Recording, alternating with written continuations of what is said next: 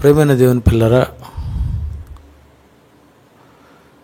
ముఖ్యాంశము headline. ఈ పదాలు మనం న్యూస్ మీడియాలో ఎన్నోసార్లు వార్తలు చెప్పినప్పుడు మనం వింటుంటాం. ముఖ్యాంశములు, హెడ్లైన్స్ అని. పిల్లరా, లోకంలో మనిషి ముఖ్యాంశములు అని ఒక హెడ్లైన్ పెట్టి ఏ రోజుకు ఆ రోజు హెడ్లైన్స్ అనే పేరుతో ఎన్నో వార్తలు ప్రపంచంలో ఎన్నో న్యూస్ ఛానల్స్ అందించడం మనం చూస్తున్నాం. వాళ్ళు వార్తలు చెప్పినప్పుడు వార్తలకు ముందు ముఖ్యాంశములు అని, ఇంకో కరోనా పరిస్థితి ఇంత తీవ్రంగా ఉంది, తుఫాన్ పరిస్థితులు ఇలా ఉన్నాయి, అలాగే సినిమా యొక్క సంగతులు, ఇలా హత్యలు, మానభంగాలు, రకరకాలైనటువంటి వార్తలు హెడ్లైన్స్గా మనకు అందించడం మనం చూస్తున్నాం. లోకంలో మనిషి ఇస్తున్నటువంటి వార్తలు అవి నిజముగా ముఖ్యాంశముల? మానవుడు చెప్పేటటువంటి ఈ హెడ్లైన్స్ అవి హెడ్లైన్సా? ఈరోజు న్యూస్ ద్వారా ముఖ్యాంశములు అని అందిస్తూ ఎన్నో వార్తలను వాళ్ళు ప్రతిదినము ముఖ్యాంశముల పేరుతో అందిస్తూ ఉంటారు. అవి నిజంగా వార్తలేనా?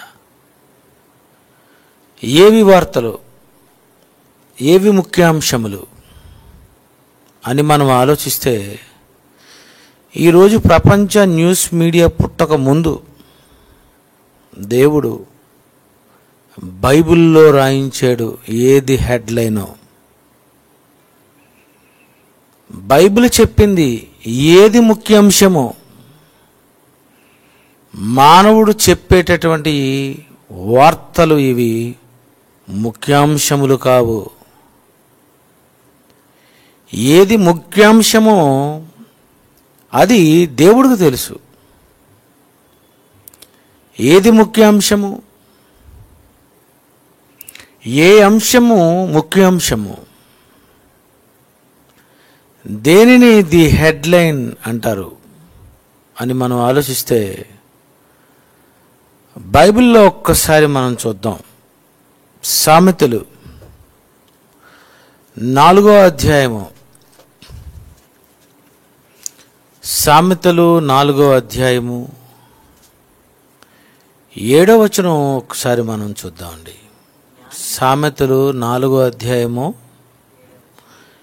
7వ వచనము. జ్ఞానము సంపాదించుకొనుటయే జ్ఞానమునకు ముఖ్యాంశము. జ్ఞానమునకు ముఖ్యాంశము. చాలు. జ్ఞానమును సంపాదించుకొనుటయే జ్ఞానమునకు ముఖ్యాంశము. చూడండి, ఏది ముఖ్యాంశము అంటే జ్ఞానము. జ్ఞానము ముఖ్యాంశము. జ్ఞానము సంపాదించుకోవాలి. నీ సంపాదన అంతా ఇచ్చి జ్ఞానము సంపాదించుకో. ఇదే ముఖ్యాంశము. ఈ ప్రపంచంలో ఉన్న పాఠాలలో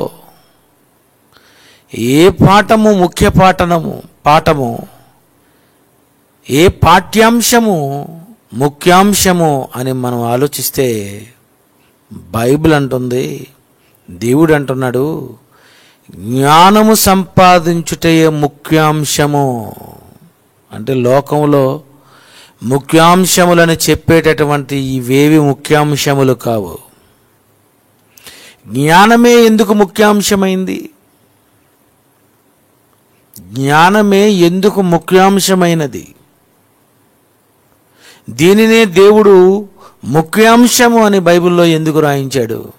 ఆదికాండం నుండి ప్రకటన గ్రంథం వరకు ఎన్నో సంగతులు దేవుడు రాయించినా అందులో దేవుడు ముఖ్యాంశము అనే పేరుతో ఈ సామెతల గ్రంథము 4వ అధ్యాయము 7వ వచనమే పెట్టాడు. ఇదే ముఖ్యాంశము. జ్ఞానము సంపాదించుకో. ఇది ముఖ్యాంశము. జ్ఞానమునకు ముఖ్యాంశము జ్ఞానమే అనిచ్చాడు. ప్రియులారా, జ్ఞానము సంపాదించుకోవాలా? ఏంటి అసలు ఈ జ్ఞానము? 1 కొరింథీయులకు రాసిన పత్రిక 1వ అధ్యాయము 1 కొరింథీయులకు రాసిన పత్రిక 1వ అధ్యాయము 24వ వచనం చూడండి. క్రీస్తు దేవుని శక్తియు దేవుని జ్ఞానమునై ఉన్నాడు. క్రీస్తు దేవుని శక్తి, దేవుని జ్ఞానము. జ్ఞానము సంపాదించుకో అంటే క్రీస్తును సంపాదించుకో, క్రీస్తును తెలుసుకో, క్రీస్తును చేరుకో. జ్ఞానమునకు ముఖ్యాంశము యేసును నువ్వు చేరుకోవాలి, యేసును నువ్వు తెలుసుకోవాలి. ఎందుకంటే యేసే ముఖ్యాంశము.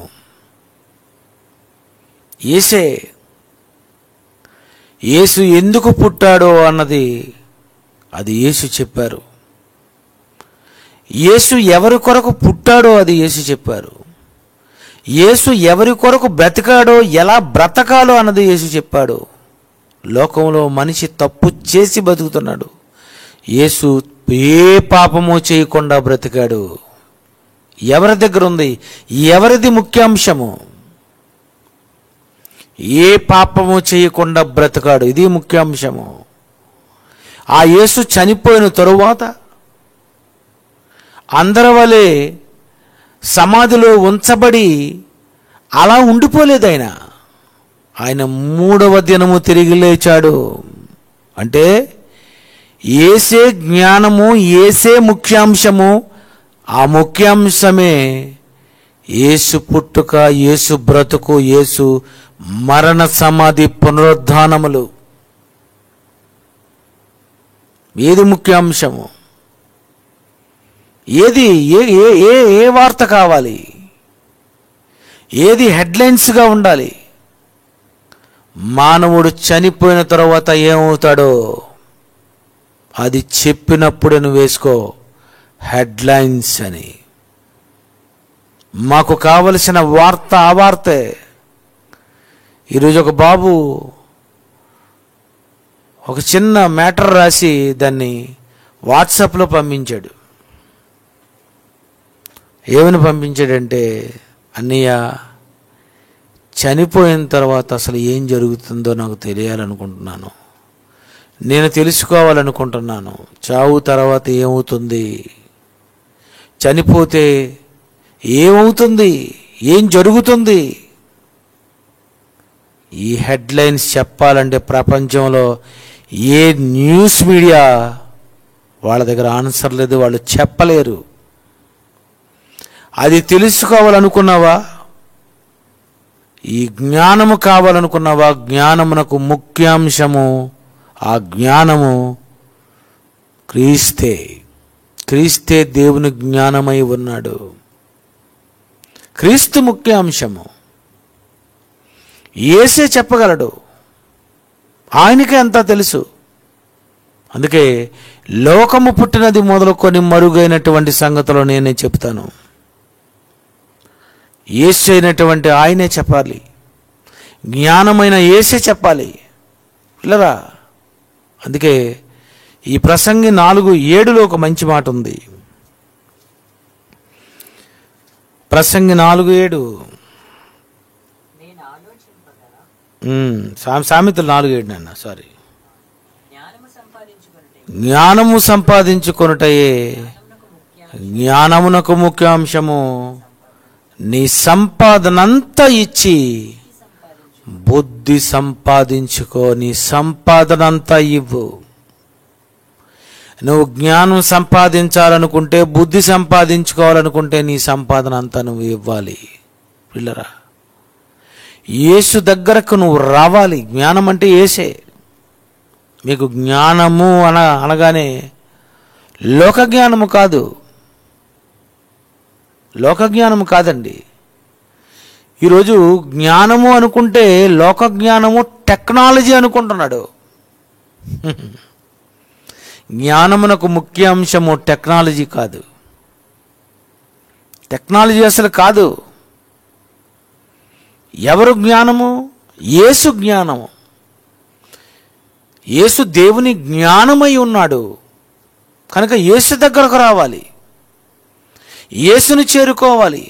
తూర్పు దేశపు జ్ఞానులు ఎవరి దగ్గరకు వచ్చారు? యేసు ప్రభు దగ్గరకు వచ్చారు. అంటే ఎక్కడ జ్ఞానం ఉందో, ఎక్కడ జ్ఞానము దొరుకుతుందో, ఎవరు జ్ఞానమో వాళ్ళకే అది తెలిసింది. యేసు దగ్గరికి రావాలి. మేము ఎంత జ్ఞానులమైనా మేము తెలుసుకున్న జ్ఞానము ఇది ముఖ్యాంశము కాదు. యేసు ఒక్కరే చెప్పగలరు ఈ ముఖ్యాంశము. యేసు దగ్గరకు వెళితేనే దొరుకుతుంది జ్ఞానము. కనుక ఈ జ్ఞానము సంపాదించుకోవాలనుకుంటే నువ్వేం చేయాలంటే, బైబిల్ అంటుంది, నీ సంపాదన అంతా ఇవ్వు. నీ సంపాదన అంతా యేసు ప్రభుకి ఇవ్వాలా? సంపాదన అంతా జ్ఞానం సంపాదించుకొనుటకు ఇవ్వాలా? ఇది చాలామంది తెలియదండి. నీ సంపాదన అంతా ఇచ్చి నువ్వు నేర్చుకోవాలి. అందుకే మొదటి శతాబ్దంలో యేసు దగ్గరకు వచ్చినటువంటి వారు, యేసును తెలుసుకున్నటువంటి వారు ఏం చేశారో తెలుసా? వాళ్ళ దగ్గర ఆస్తి ఉంటే ఈ ఆస్తిలో సగం ఇవ్వడం మొదలుపెట్టారు. సంపాదన అంతా ఇవ్వాలి. యేసు దగ్గరకు రావాలంటే, యేసును తెలుసుకోవాలంటే, యేసుతో ఉండాలంటే, యేసుతో తిరగాలి అంటే సంపాదనంతా ఇచ్చి తిరగాలి. యేసు దగ్గరకు వచ్చావు అంటే నీ సంపాదన అంతా ఇవ్వాలి. అంతా ఇచ్చి జ్ఞానం నేర్చుకో. యేసు ప్రభు అంటే ఈరోజు ఎవరికి తెలుసు చెప్పండి? జ్ఞానము అంటే ఎవరికి తెలుసు అండి? నువ్వు యేసును చేరుకున్నావు అంటే నువ్వేమి ఇవ్వాలి? నీ సంపాదన అంతా ఇచ్చి జ్ఞానం సంపాదించుకో. యేసు దగ్గరకు రాగానే నీకు అర్థమైపోలే, అయితే నా సంపాదన అంతా నేను ఇవ్వాలా? అందుకే మొదటి శతాబ్దంలో ఏం జరుగుతుందో ఒక్కసారి చూడండి.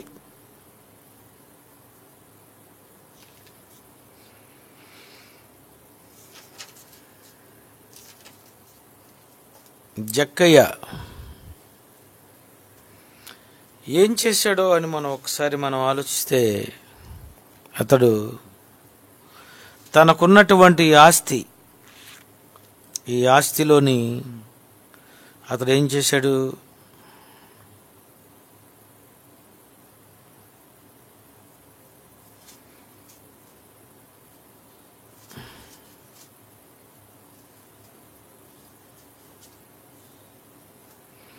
మత్తయి సువార్త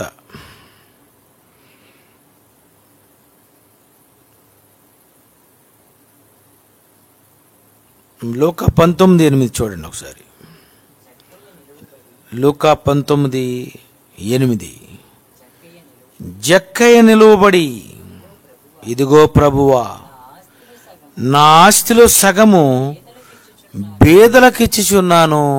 అంటే యేసు ప్రభును చేరుకున్న మరుక్షణమే అతను చెప్పిన మొదటి డైలాగు. యేసును చేరుకుంటే ఎందుకు సగం ఇవ్వాలి? నువ్వు బాప్తిస్మము పొందితే నువ్వు సగం ఇవ్వాలని నీకు తెలుసా? నువ్వు బాప్తిస్మం పొందితే సగం ఇవ్వాలని తెలుసా? బాప్తిస్మం పొందితే నువ్వు సంపాదన అంతా ఇవ్వాలని నీకు తెలుసా? చూసారా, ఈరోజు యేసు దగ్గరకు వచ్చేసరికి ఎందుకు సగం ఇచ్చాడు? ఎంతోమంది యేసు దగ్గరకు చేరుకునేసరికి నీ ఆస్తిలో సగం ఇవ్వు. ఎందుకు సగం ఇవ్వాలి? ఆస్తి ఎందుకు ఇవ్వాలి? ఆస్తిని ఎందుకు అమ్మాలి? యేసు దగ్గరకు వచ్చేసరికి వాళ్ళు ఎందుకు ఆస్తులు స్థిరాస్తులు ఎందుకు అమ్మారు చెప్పండి? ఎందుకంటే జ్ఞానమునకు ముఖ్యాంశము జ్ఞానమే. ఈ జ్ఞానాన్ని నువ్వు సంపాదించుకోవాలనుకున్నావంటే నీ దగ్గరున్నటువంటి ఆస్తి అంతా యేసుకు ఇవ్వాలని నువ్వు డిసైడ్ అయిపోవాలి. ఎందుకంటే నువ్వు జ్ఞానము వలన నువ్వు సంపాదించవలసింది ఒకటి ఉంది, జ్ఞానము వలన నువ్వు సంపాదించేది ఒకటి ఉంది. అదేంటో అది కూడా మనం చూద్దాం. ప్రసంగి గ్రంథము 7వ అధ్యాయము 12వ వచనం చూద్దామండి.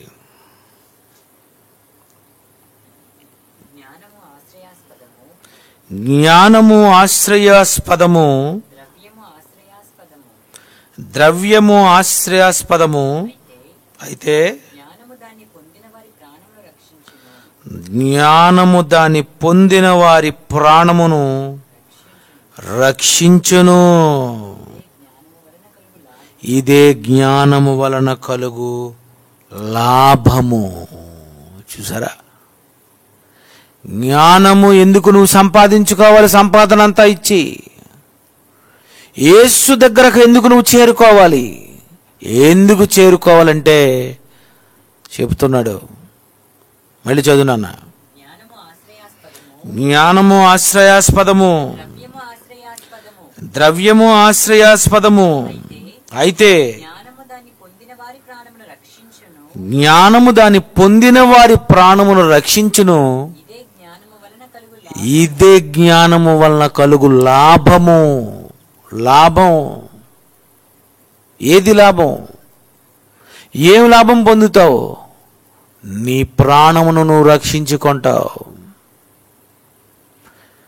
నీ ప్రాణాన్ని రక్షించుకుంటావు, నరకం నుండి నువ్వు తప్పించుకుంటావు, పాపక్షమాపణ పొందుతావు.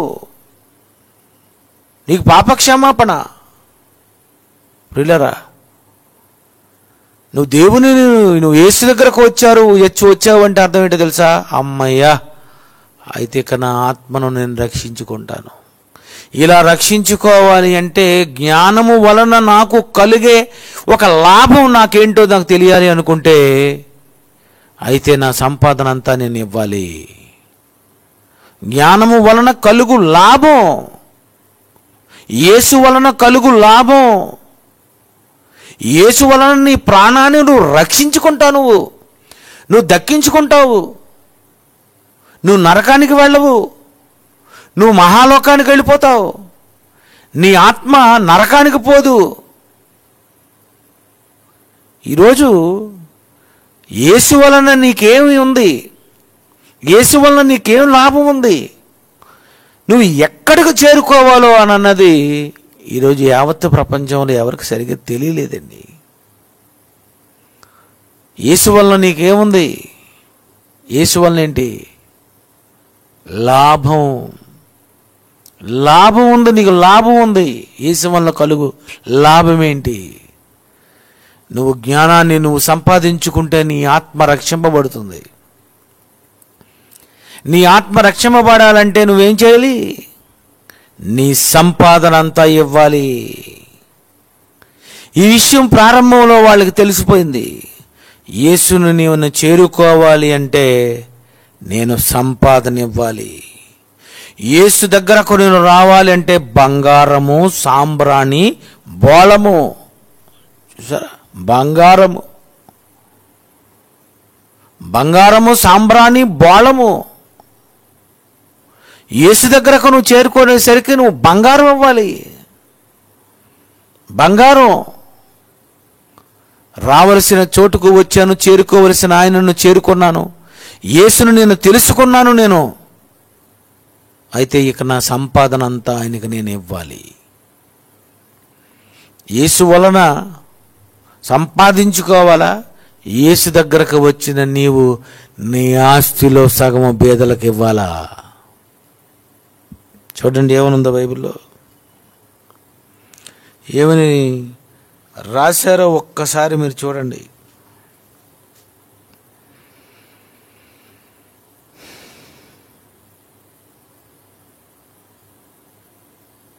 మత్తయి సువార్త 19వ అధ్యాయము 21వ వచనం ఒక్కసారి చూడండి.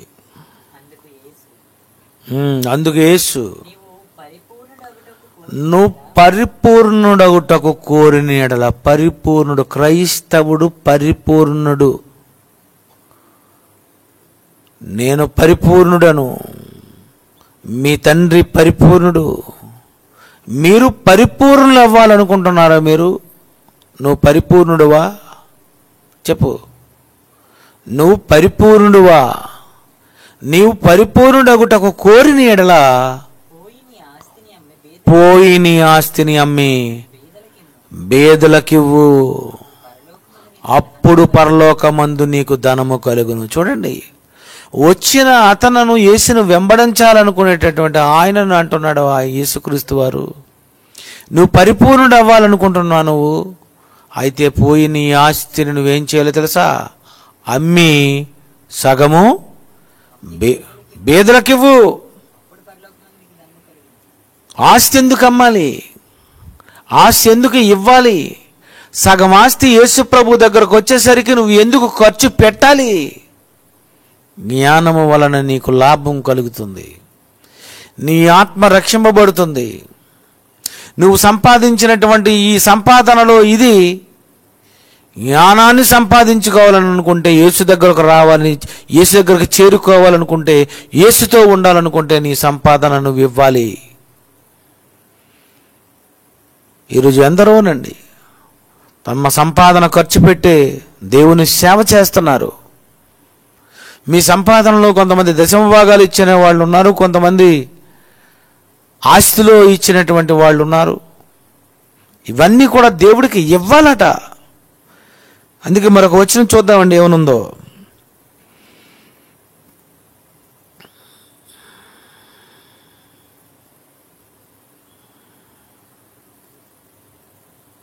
ప్రసంగ గ్రంథము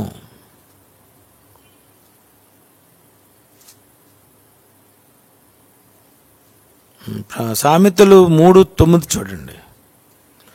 సామెతలు 3:9,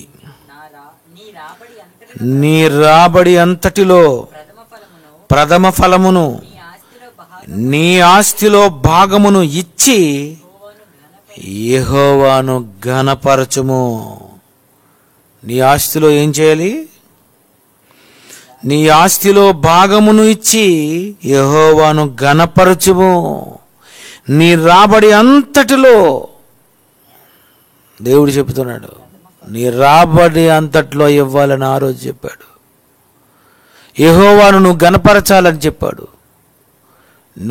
నువ్వు నీ సంపాదనలో సగం ఇవ్వాలి. సగం ఇవ్వు, సువార్త ప్రకటించు. యేసు దగ్గరకు వచ్చేసరికి నాకున్నది యేసుకు ఇవ్వాలి అని నువ్వు డిసైడ్ అయిపోవాలి. అది యేసు దగ్గరకు వచ్చేసరికి, అయితే నాకున్నది నేను సగం ఇవ్వాలా, ఫుల్గా ఇవ్వాలా? నేను పరిపూర్ణ అవ్వాలనుకుంటే, నేను పరిపూర్ణ క్రైస్తవుడును అవ్వాలని అనుకుంటే నువ్వేం చేయాలి? పోయి నీ ఆస్తులు సగం అమ్మి ఇవ్వాలి. ఏమీ ఇవ్వకుండా నువ్వు క్రీస్తును సంపాదించుకోవాలనుకుంటున్నావా? నో, అవదు. నీ సంపాదనంతా ఇచ్చి జ్ఞానము సంపాదించుకో. నీ సంపాదనంతా ఇచ్చి క్రీస్తును సంపాదించుకో. ఏమీ ఇవ్వకుండా సంపాదించుకుంటావు నువ్వు? ఏమీ ఇవ్వకుండా యేసు దగ్గర ఎలా వచ్చావు నువ్వు? ఏమీ ఇవ్వకుండా. ఇలారా, చాలామంది యేసు దగ్గరకు వస్తే ఇంకా ఆయన నుండి ఏదో సంపాదించాలనుకుంటున్నావు. యేసు దగ్గరకు వస్తే ఏదైనా దొరుకుతుందేమో అనుకుంటున్నావు. అవసరమైతే యేసు ప్రభువును 30 వెండి నాణాలకైనా అమ్మేయాలనుకుంటున్నావు. చూసారా, ఈరోజు జ్ఞానం సంపాదించుకోవాలనుకుంటే సంపాదన అంతా ఇవ్వండి అంటే ఇదేదో మాట్లాడుకోవడానికి బాగుంది అనుకుంటున్నారు. ఈ వాక్యం ఇది మాట్లాడుకునేది కాదండి, ఇది పాటించవలసింది. ఇది నువ్వు అర్థం చేసుకోవలసినది, నీకు అర్థం అవ్వాలి. ఇదా ముఖ్య అంశము. యేసు దగ్గరకు వస్తే నాకు కలుగు లాభం ఏంటంటే నా ప్రాణమును నేను రక్షించుకుంటాను, చావు తర్వాత నేను ఒక మరో జీవితాన్ని నేను పొందుతాను. అలా పొందాలనుకుంటే ఈ విషయం, ఈ ముఖ్యాంశము, ఈ టాపిక్ ఎవరు చెప్తారు? అందుకే దేవుడు బైబిల్లో ముఖ్యాంశము అనే టైటిల్తో ఈ సామెతలో 4వ అధ్యాయం 7వ వచనంలో మాత్రమే రాశాడు. బైబిల్ అంతటిలో ఇదే ముఖ్యాంశము. ఇది యావత్తు ప్రపంచము నేర్చుకోవలసిన ముఖ్యాంశము. ఇది యావత్తు ప్రపంచానికి ప్రకటించవలసినటువంటి ముఖ్యాంశము. ముఖ్యాంశములు చెప్పాలంటే న్యూస్ మీడియా కాదు, ముఖ్యాంశములు చెప్పాలంటే క్రైస్తవుడు చెప్పాలి. అందుకే టైటిల్ వేశాను, ముఖ్యాంశము, ది హెడ్లైన్. ఎవరు చెప్పాలి హెడ్లైన్స్? ముఖ్యాంశములు ఎవరు చెప్పాలి? లోకంలో చెబుతున్నటువంటి వార్తలు ఏం వార్తలండి? వర్షాలు వచ్చాయి, పలానా ప్రాంతం మునిగిపోయిందండి, భద్రాచలం మునిగిపోయిందండి, ఇగో పలానా ఒరిస్సా మునిగిపోయిందండి, ఇగో హైదరాబాద్లో పరిస్థితులు ఎలా ఉన్నాయండి, ఇగో ప్రపంచంలో కరోనా యొక్క మరి విషయాలు ఇలా ఉన్నాయండి. ఈరోజు ప్రపంచంలో ఎన్నో వార్తలు చెప్తున్నారు. ఇవన్నీ ముఖ్యాంశములా? కాదండి. జ్ఞానము అనగా యేసుదే ముఖ్యాంశము. యేసు ఎందుకు పాపము చేయలేదు? యేసు మరణించిన తర్వాత 3వ దినము ఎందుకు ఆయన తిరిగి లేచాడు? అందరి దేహాలు సమాధిలో ఉంటే యేసు దేహము ఎందుకు సమాధిలో లేదు? సరే, ఇవి ముఖ్యాంశములు. మనిషి మాట్లాడుకోవాలనుకుంటే యేసును గురించినటువంటి మాటలే అవే ముఖ్యాంశములు. యేసును గురించి నువ్వు యేసును గురించి మాట్లాడుతున్నావంటే నువ్వు ముఖ్యాంశము మాట్లాడుతున్నావు. నువ్వు యేసు గురించి చెబుతున్నావంటే ముఖ్యాంశము మాట్లాడుతున్నావు. నువ్వు యేసు దగ్గరకు వచ్చావంటే ముఖ్యాంశములు చెప్పాలి. అందుకే ప్రారంభ శతాబ్దంలో ఈ మాటలన్నీ నిజంగా యేసు దగ్గరకు రాగానే వాళ్ళు ఎందుకు వాళ్ళ ఆస్తిని అమ్మేశారు? ఒకసారి ఆలోచించండి. స్థిరాస్తులు అమ్మేశారు మొదటి శతాబ్దంలో. ఎందుకంటే సంపాదనంతా ఇచ్చి కుర్చీలో కూర్చోవాలి, సంపాదనంతా ఇచ్చి సంఘంలో నేను సభ్యత్వం పొందాలి, సంపాదనంతా ఇచ్చి నేను ఆరాధనకు రావాలి. ఇలా డిసైడ్ అయిపోవాలి మనం. ఇది ముఖ్యాంశములు. ఏవి ముఖ్యాంశములు? జ్ఞానమునకు ముఖ్యాంశము జ్ఞానమే. జ్ఞానమే అంటే లోక జ్ఞానము కాదు, మళ్ళీ లోక జ్ఞానము కాదండి, ఇది కాదు. అందుకే యోబు గ్రంథము 28:1 ఒక్కసారి చూడండి. చాలామంది ఏమనుకుంటారంటే ఏవో విషయాలు చూసి ఇవే జ్ఞానం అనుకుంటున్నారు. ఏమని రాశాడండి యోబు 28:1? వెండికి గని కలదు, ఆ గని తవ్వేశాం, గని పట్టుకున్నాం, బంగారమునకు స్థలాన్ని మేము కనిపెట్టాం, ఇనుమును మట్టిలో నుండి మేము తీస్తున్నాం, రాళ్ళు కరిగించి రాగి తీస్తున్నాం, చీకటికి అంతము కలుగు చేస్తాం, బల్బు కనిపెట్టేస్తాం, లైట్లు కనిపెట్టేస్తాం, కరెంటు కనిపెట్టేస్తాం. టెక్నాలజీ, ఇది జ్ఞానం అనుకుంటున్నారు. No no no. గడాంధకారములో మరణాంధకారములో ఉన్న రత్నములను మేము వెతుకుతాం, భూమి అంతముల వరకు మేము సంచరిస్తాం, విమానాలు కనిపెట్టేస్తాం, స్వరంగాలు తవ్వేస్తాం. చూసారండి, ఇది టెక్నాలజీ అనుకుంటుంది. టెక్నాలజీ జ్ఞానం కాదు, టెక్నాలజీ జ్ఞానము కాదు. ఈరోజు జ్ఞానము అనుకుంటే టెక్నాలజీ అనుకుంటున్నారు. ఇంకా కింద చదువు. నీళ్లు ఒడిగిలిపోకుండా జలధారులకు గట్టు కట్టుదురు, పెద్ద పెద్ద డ్యాములను నిర్మిస్తున్నారు. ఇది జ్ఞానం అనుకుంటున్నారు కదా. మరి బండల్లో మీరు బాటలు కొడతారు. మీరు పర్వతములు వాట కుదుళ్ళు సైతము బోర్లతో కొట్టేస్తారు. బండను మీరు స్ఫటికము లాంటి బండను మీరు పట్టుకుంటారు. మరుగై ఉన్న వస్తువులను, ఒక కంప్యూటర్ని, ఒక సెల్ ఫోన్ని, ఇవన్నీ వేటి మరుగై ఉన్న వస్తువులు. ఈరోజు నీ దగ్గర ఉన్నటువంటి సెల్ ఫోన్ ఎన్నో సంవత్సరాలు మరుగై ఉంది. నువ్వు వాడుతున్న కంప్యూటర్ ఎన్నో సంవత్సరాలుగా మరుగై ఉంది. నువ్వు వాడుకునే టీవీ ఎన్నో సంవత్సరాలుగా మరుగై ఉంది. నువ్వు అంతరిక్షంలోకి వెళుతున్నావు, రాకెట్ ఎన్నో సంవత్సరాలుగా మరుగై ఉంది. ఒక కెమెరా ఎన్నో సంవత్సరాలుగా మరుగై ఉంది. ఈరోజు ఒక యాంప్లిఫైర్ ఎన్నో సంవత్సరాలుగా మరుగై ఉంది. ఎన్నో వస్తువులు ఈరోజు మరుగై ఉన్నటువంటి మరుగై ఉన్న వస్తువులు వెలుగులోనికి రప్పిస్తారు. చూడండి, ఎన్నో సంవత్సరాలుగా ఉండిపోయినటువంటి ఇవన్నీ ఈరోజు తీశారు. ఇవన్నీ తీశారు. మరి పాత నిబంధన అబ్రహాం కాలంలో, ఇస్సాకు కాలంలో, యాకోబు కాలంలో ఏముందండి? ఒక సెల్ ఫోన్ ఉందా? ఒక టీవీ ఉందా? ఏముంది చెప్పండి? ఒక బల్బు ఉందా? ఒక కారు ఉందా? ఏముంది వాళ్ళ కాలంలో? కానీ వాళ్ళ కాలం దాటిపోయిన తరువాత ఆయన రాస్తున్నాడు, మరుగై ఉన్నటువంటి వస్తువులను మీరు బయటకు తీస్తారు. ఇంకా ఎంతో టెక్నాలజీ, ఇంకా ఎన్నో వస్తువులు ఈరోజు ఎంతో తీస్తున్నారు. ఇది టెక్నాలజీ, ఇది జ్ఞానం అనుకుంటున్నారా మీరు? అందుకే కిందకి చదవండి. అయితే జ్ఞానం ఎక్కడ దొరుకును? ఈ టెక్నాలజీ జ్ఞానము కాదు. బైబిల్ అంటుంది టెక్నాలజీ జ్ఞానం అనుకుంటే పొరపాటు. జ్ఞానం అంటే ఏంటో తెలుసా? క్రీస్తే దేవుని జ్ఞానమై ఉన్నాడు. అది జ్ఞానము. యేసు దగ్గరకి ప్రపంచం చేరుకోవాలి. ఇది ముఖ్యాంశము. ఆయన ద్వారా తప్ప ఎవడు పరలోకానికి రాలేడు. యేసు దగ్గరకు రావాలి. ఇదే ముఖ్యాంశము. సర్వలోకానికి వెళ్ళి సర్వ సృష్టికి సువార్తను ప్రకటించండి ముఖ్యాంశము. యేసు దగ్గరకు రావాలని చెప్పండి. సంపాదన అంతా ఇచ్చి ఈ జ్ఞానమును సంపాదించుకోవాలని చెప్పండి. ఇలారా ఏమిస్తున్నావు?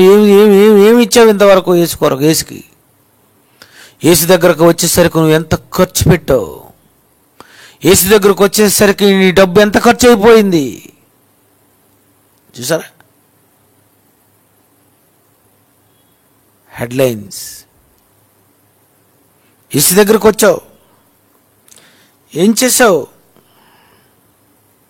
పిల్లరా, అందుకే ఈ లోకం అనుకుంటుంది ఏదో విషయం చెప్తుంది. అది కాదండి. అది ముఖ్యాంశములు కావు. అవి జ్ఞానము కూడా కాదు. అవి జ్ఞానము కాదు.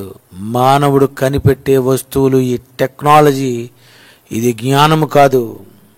అందుకే జ్ఞానం అంటే ఏంటో తెలుసా? సొలొమోను గారు చెప్తున్నారు. అయినా జ్ఞానే గనుక. ప్రసంగి 4:7 చదవండి మళ్ళీ. అదే సామెతలు 4:7. సారీ, జ్ఞానము సంపాదించుటయే జ్ఞానమునకు ముఖ్యాంశము. చూసారా? జ్ఞానమునకే ముఖ్యాంశము. జ్ఞానము సంపాదించుకొనుటయే. ఎవరిని సంపాదించుకోవాలి? నేను ఆస్తిని సంపాదించుకున్నాను, బిడ్డలను సంపాదించుకున్నాను, భార్యను సంపాదించుకున్నాను, పొలాలు సంపాదించుకున్నాను, ఎకరాలు సంపాదించుకున్నాను, బళ్ళు సంపాదించుకున్నాను, కార్లు సంపాదించుకున్నాను, ఎంతో బంగారం సంపాదించుకున్నాను. ఇది కాదు ముఖ్యాంశము. నువ్వు సంపాదించుకున్నవి ఇవి కాదు ముఖ్యాంశము. ఇవే ముఖ్యాంశం అనుకుంటున్నావు. ఇగో నేను ఇల్లు కట్టుకున్నాను, ముఖ్యాంశము. ఇగో భార్యను పెళ్లి చేసుకున్నాను, ముఖ్యాంశము. ఇగో నాకు పిల్లలు. ఏదండి ముఖ్యాంశము? ఆ పిల్లలు చచ్చిపోయారు. ఆ పిల్లల మీద లారీ ఎక్కిపోయింది. ఆ పిల్లలు చదువుకొని లోకంలో ఫారెన్లో సెటిల్ అయిపోయారు.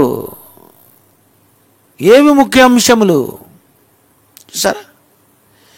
ఏదండి ముఖ్య అంశము? యేసు దగ్గరకు నువ్వు చేరుకున్నావు చూడు, అనుకున్న గమ్యానికి నువ్వు చేరిపోయే మార్గం, నేనే మార్గం.